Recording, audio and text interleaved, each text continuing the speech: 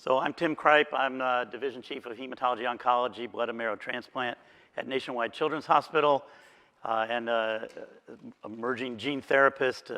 Have been involved in the gene therapy field for a number of years, and was honored to serve as a chair of the FDA Cellular Tissue and Gene Therapy Advisory Committee. It's a topic that's very passionate, or that I have a lot of passion for, and think there's a lot of utility for. So very excited to introduce this topic to the group, and we will try to answer your questions as we go along. I'll announce this again at the half an hour when we start the other formal presentations, but if you do have questions at the end, please go to the microphones and we'll try to see you at each microphone. Apparently yesterday it was hard for speakers to see the far microphone, and we apologize for that.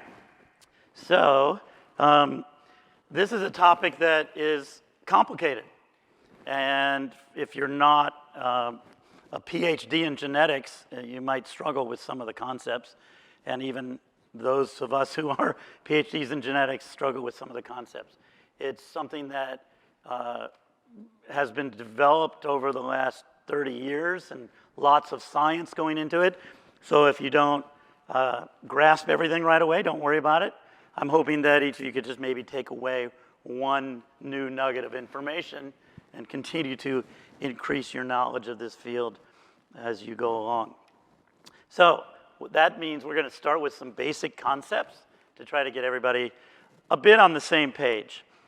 So if you're a PhD in genetics already, please, forgive me, and you may rest for a little bit and tune in later.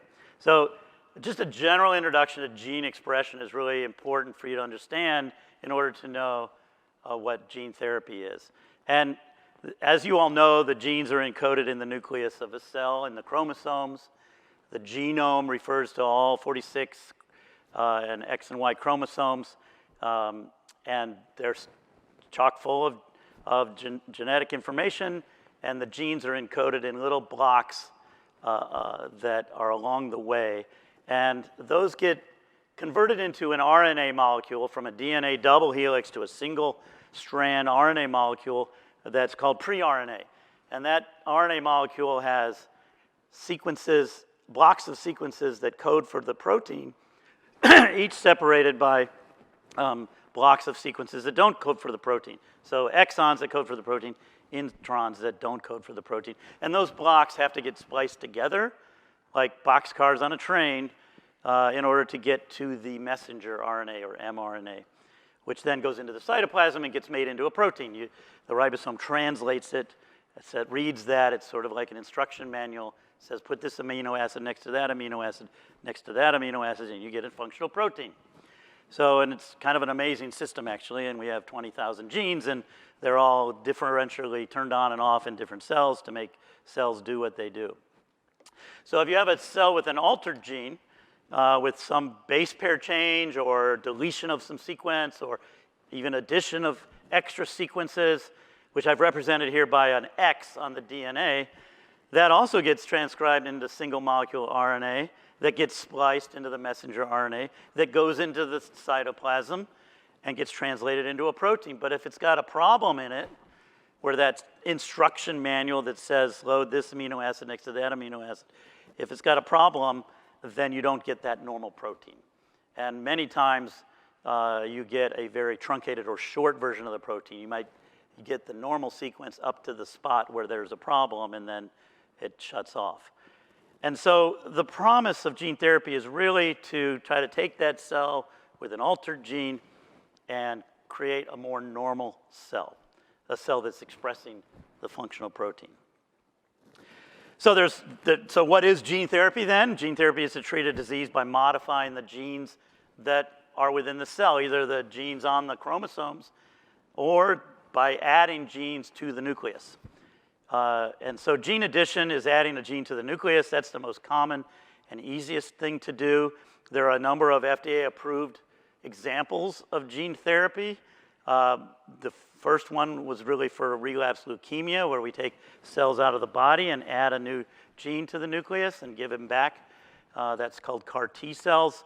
The first adeno-associated virus gene therapy was for retinal dystrophy, where they stick the AAV gene virus into the retina and sell a new gene into the nucleus. And then Zolgensma, many of you may know, for spinal muscular atrophy, where the new gene goes into the spinal neurons. And there's a number of clinical trials, as you know, of course, as we'll hear about today, with muscular dystrophy, hemophilia, sickle cell disease, and many others. So it's a burgeoning field. Lots of effort is going into this field. There's also gene therapy that can be done by actually deleting a bad gene or changing the base pair sequence of a gene in the chromosome system. That's usually being done by CRISPR-Cas system, for which the Nobel Prize was awarded 2 years ago. And that's being done mainly with cells, again, that are taken out of the body, like bone marrow cells, and then given back. And then gene editing, where you can actually switch the base pair from one base pair to another base pair, which is an amazing technology.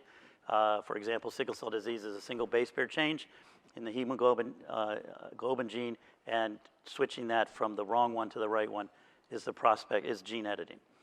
Again, big hurdles to get this done in people, but they're being worked on. So how do we do gene addition? How do we get genes into a cell? Well, viruses, we're all now very familiar with viruses. They have evolved over centuries, millennia really, and that's what they do. They get their genes into a cell. So they're little parasites, little cargo shuttles that have figured out how to enter a cell and deliver the gene into the nucleus, and for their purposes, they want to make more viruses.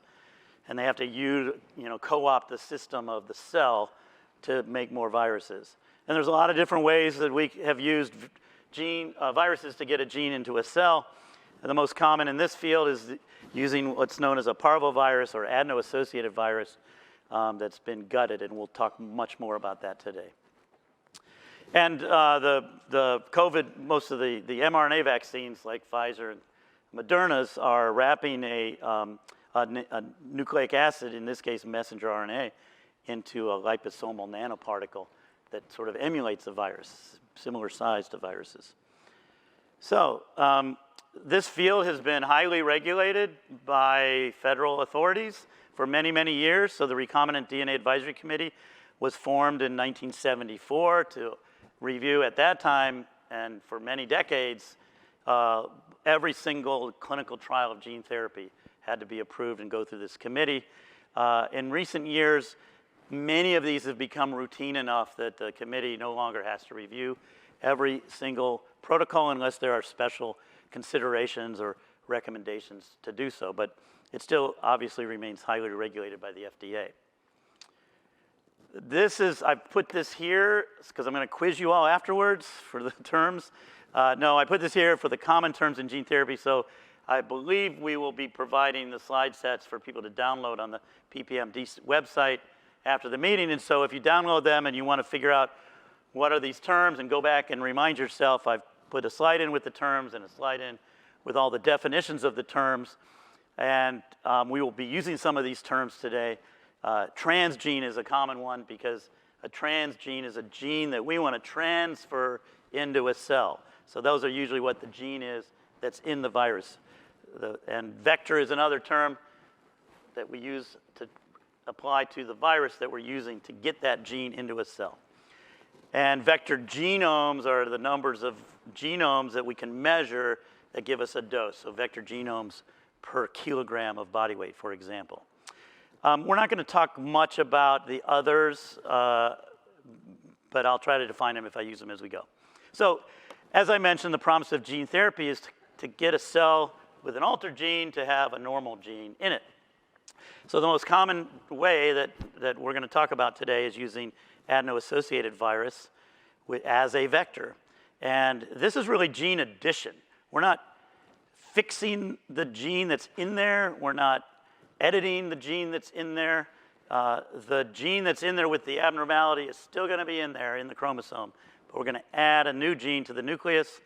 And this gene will be separate from all the chromosomes. So it's what we call an episome. That's one of the terms on there. But that gene is in the nucleus nonetheless, and it can then be transcribed into messenger RNA, spliced and translated in the cytoplasm. And I say here normal-ish protein. because as you'll see, some of the proteins we use are not the actual version that is found in the normal chromosome, but it's a version that works and hopefully well enough. Just to be complete and mention the CRISPR-Cas9, this is an exciting area where you can actually do the gene editing in the chromosome and restore perhaps that fully functional protein. There are challenges with this system. Reaching every single cell is a challenge, and then the immune response, because in this case you need a bacterial protein, the Cas9 protein, which is shown here in yellow. This big yellow blob is a protein that recognizes the area of the gene that you want to change. You put a little guide RNA to tell it where to go. The protein comes in, it does its job on the DNA, and then you're done with it and don't need it anymore. But because it's a bacterial protein, that cell now has a foreign protein in it and can be recognized by the immune system. So that can be problematic. And I mentioned gene editing, where we can convert same kind of system, protein and a guide RNA, and we can convert one base pair to another base pair, and thereby edit the genome. Again, this is something that right now is being used in clinical trials in people for cells that we can take out of the body and then put those cells back in. It's going to be more challenging to do it systemically. Okay, so let's focus on AAV, since that's what's happening in the muscular dystrophy world. How does AAV do it? How is it a vector? How does it get a gene into a cell? The first step, after it's given into the bloodstream, it finds a cell and latches onto it. Latches onto it using a cellular receptor. That's a protein on the cell that the virus recognizes, and this allows it to take in what's called an endosome, the circular blue that's a piece of the surface of the cell, and it comes in and then shuttles that virus capsid to the nucleus, where it puts the genes that are in the virus into the nucleus. And under a normal infection of a wild-type virus, that would be all the virus genes that go in there. AAV, one of the attractions is it's not associated with any disease. It's a virus that is found naturally in the environment, but it doesn't cause disease. It doesn't have enough genes in it to really cause any pathology. So you say, why does it exist? And we wonder that, but maybe it exists for us to use as a gene therapy tool. So it comes into the nucleus, and then the genes that you do include in it, the transgene, as it were, can be expressed as a protein in the cell. And even though it's separate from the chromosomes, it still stays in the nucleus. But if the cell divides, it can get lost because it's not going to segregate like chromosomes segregate to daughter cells. There are different versions or variants of AAV. So if you were to go out in the environment and culture an AAV somewhere or grab one, it's going to be, there's lots of cousins, lots of family members of AAV. And they all have slightly different properties.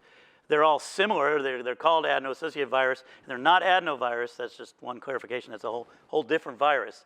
They actually need adenovirus infection to propagate. That's why they're called they need this helper virus.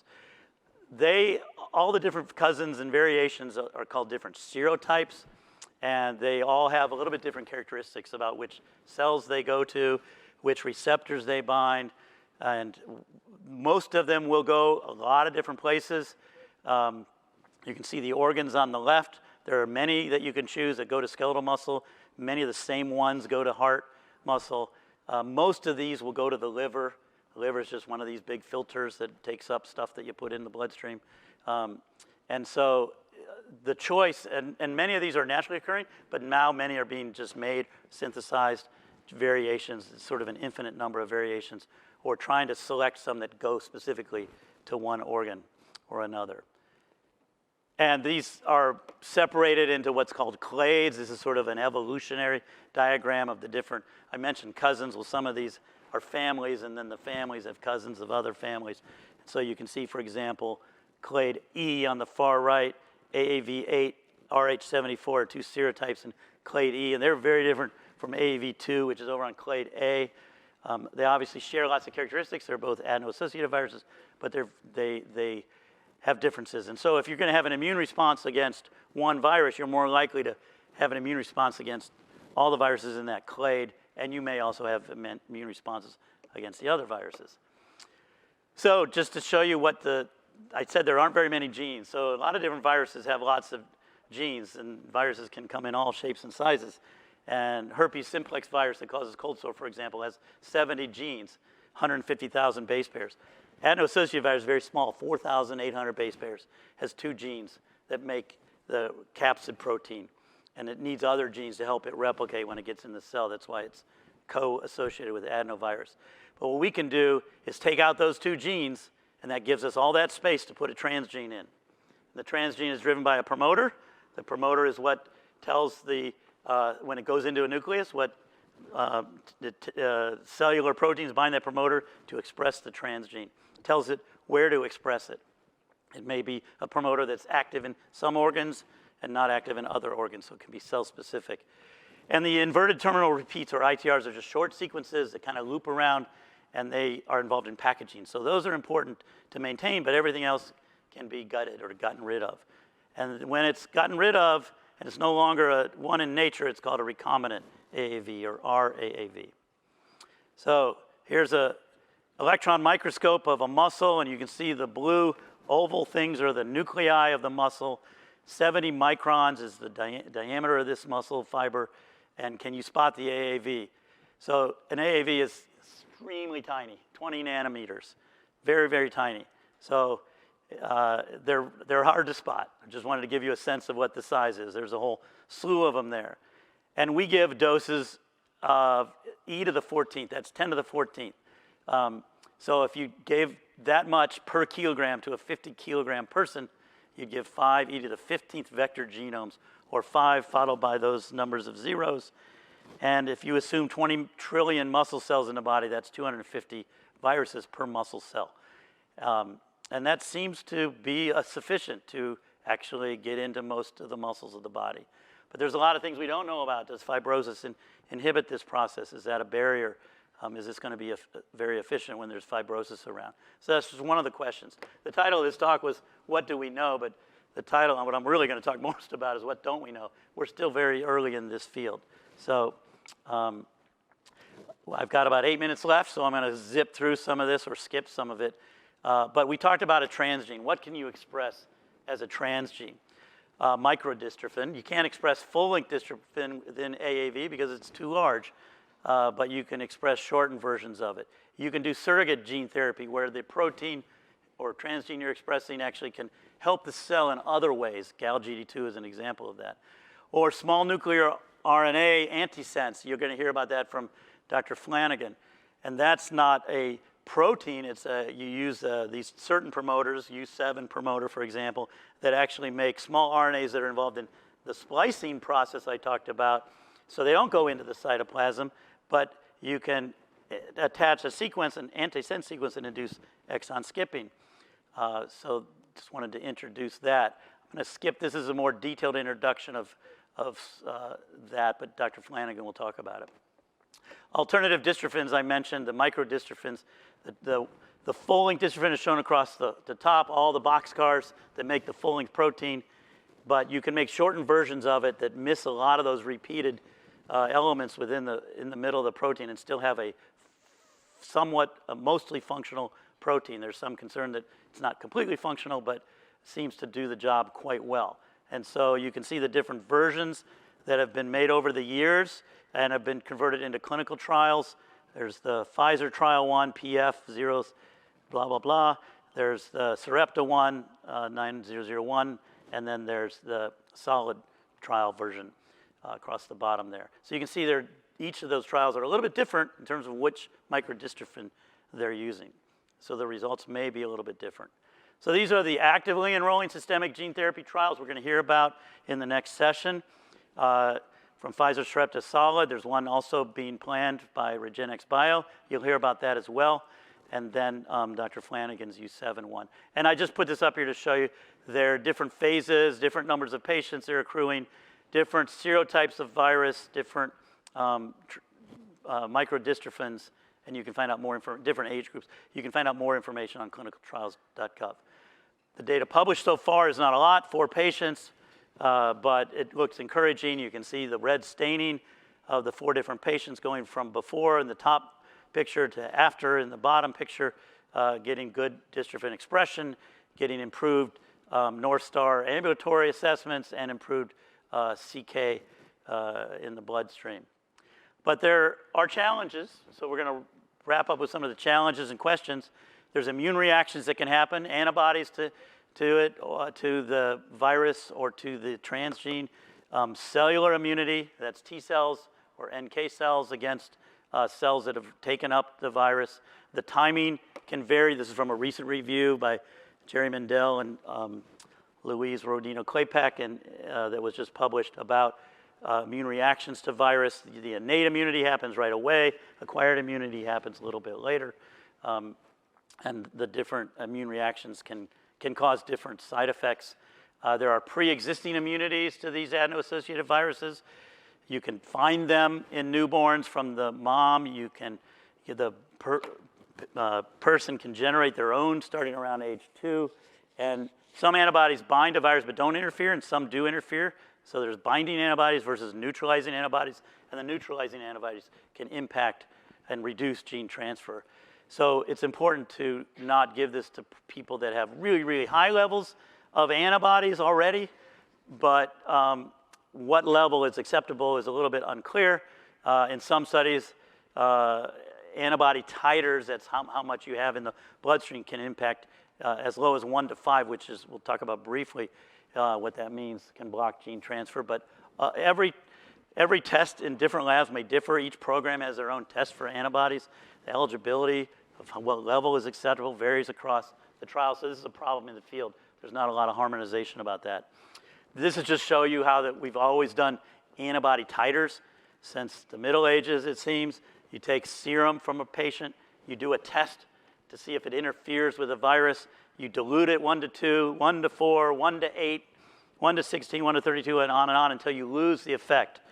And that's where you lose the effect is what your titer is. This shows you how we do it from above on a plate of test tubes, essentially.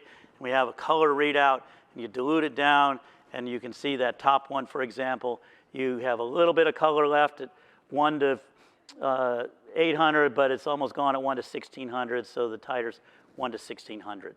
Others 1 to 100 at the bottom. You see you lose it much sooner, so that's a lower amount in the bloodstream. This is hard to see. It's the different trials and what their cutoffs are. Some are not disclosed, but the Sarepta trial, for example, 1 in 400. The SMA is 1 in 50, so they differ. And I wanted to mention something about immunity, that you get antibodies against proteins and against various parts of a protein. So if you are missing, these are all the genes of the dystrophin, and if you're missing a chunk of those or even some internally, then if you re-express the full length, that protein now is seen, the piece of the protein that you didn't have originally can be seen as foreign, so you can get antibodies against that. So that's a challenge. And so just to wrap up, what are some of the other challenges? Anti-AAV antibodies I talked about. There are ways to circumvent this. I mentioned eligibility testing. That's measuring whether you have antibodies already or not. There are potential other ways that are being investigated about how to mitigate that, such as plasmapheresis, where we remove the antibodies, or using an enzyme that cleaves the antibodies. There can be some liver damage. Steroids have largely helped prevent that. Complement activation has emerged as a big problem for some patients. Very rare, but happens. And there are antidotes against it, anti-complement antibodies that can be given, as well as supportive care. There's some concern about dorsal root ganglia toxicity. That's toxicity to the nerves by the spinal cord that's seen in non-human primates, but we're not sure if it's clinically significant, so we haven't seen a problem with that in people yet. I mentioned the anti-transgene or anti-dystrophin antibodies.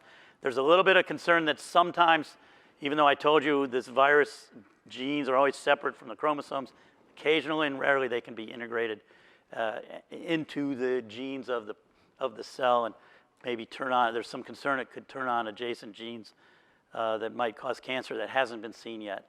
And then there's concerns anytime, as we all know, if you give a big load of virus, like we do with COVID vaccine, well, it's not a big load of virus, but it's a big load of something that stimulates an immune response, the heart can react to it, and that can be a problem. So many questions remain, more questions than we have answers. Mainly think about them in two categories, benefit versus risk. Benefit, is the microdystrophin transgene sufficient? Can you get it into enough cells, enough muscles? Which muscles? Skeletal muscle, heart, diaphragm, vascular smooth muscle. What's the optimal dose? How long is it going to last? We don't really know that. In hemophilia, when they get it into the liver, it can last up to 10 years, it's been shown so far, although it can fade a little bit. And can it be used for all patients regardless of the type of change they have in their gene? Can we circumvent those pre-existing humoral antibodies? And what are the ways to manage those risks? So what I'm going to do right now is it's 8:30, so we're going to move on to the next session.